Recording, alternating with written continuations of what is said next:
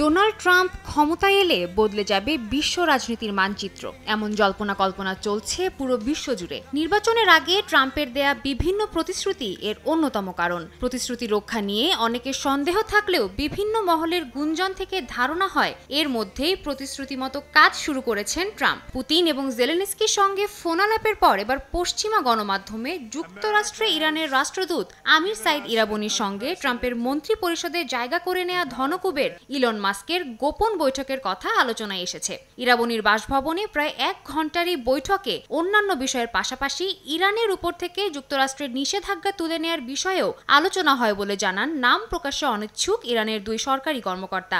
তারা বলেন, মাস্ককে তাদের পক্ষ থেকে তেহরানে ব্যবসা সম্প্রসারণের আহ্বান জানানো হয়েছে। নিউ ইয়র্ক টাইমস জানায়, বৃহস্পতিবারের এই আলোচনাকে ইতিবাচক হিসেবে অভিহিত করেছেন সেই 2 কর্মকর্তা।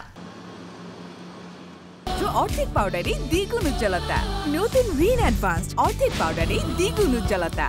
যুক্তরাষ্ট্রের সঙ্গে তিক্ত সম্পর্ক সত্ত্বেও কিভাবে এই সাক্ষাৎ সম্ভব হলো তা নিয়ে প্রশ্ন তুলেছেন অনেকে। ইরানের সেই 2 কর্মকর্তার দাবি, যুক্তরাষ্ট্রের সঙ্গে কূটনৈতিক সম্পর্কে অনেক আগে ফাটল ধরলেও মাস্ক যেহেতু সরকারি প্রতিনিধি হিসেবে কথা বলতে আসেননি, তাই তার সঙ্গে বৈঠকে কোনো আপত্তি হয়নি তাদের। ইরানের বেশ কয়েকজন উচ্চপদস্থ কর্মকর্তা আলোচনার মাধ্যমে সমস্যা সমাধানে আগ্রহী বলেও জানানো হয়। তাদের দাবি, যেহেতু ট্রাম্প আলোচনার মাধ্যমে সমস্যা সমাধানে বিশ্বাসী, তাই নতুন মার্কিন প্রশাসনের সঙ্গে আলাপ আলোচনার মাধ্যমে ইরানের ওপর থেকে নিষেধাজ্ঞা তুলে নেওয়ার সুযোগ সৃষ্টি হতে পারে। ইরানের প্রেসিডেন্টও সম্প্রতি জানিয়েছেন, ইরান যে শান্তিপূর্ণ পরমাণু প্রকল্প চালাচ্ছে, অস্ত্র তৈরি করছে না, আন্তর্জাতিক পরমাণু পরিদর্শকদের তা দেখাতে তাদের আপত্তি নেই।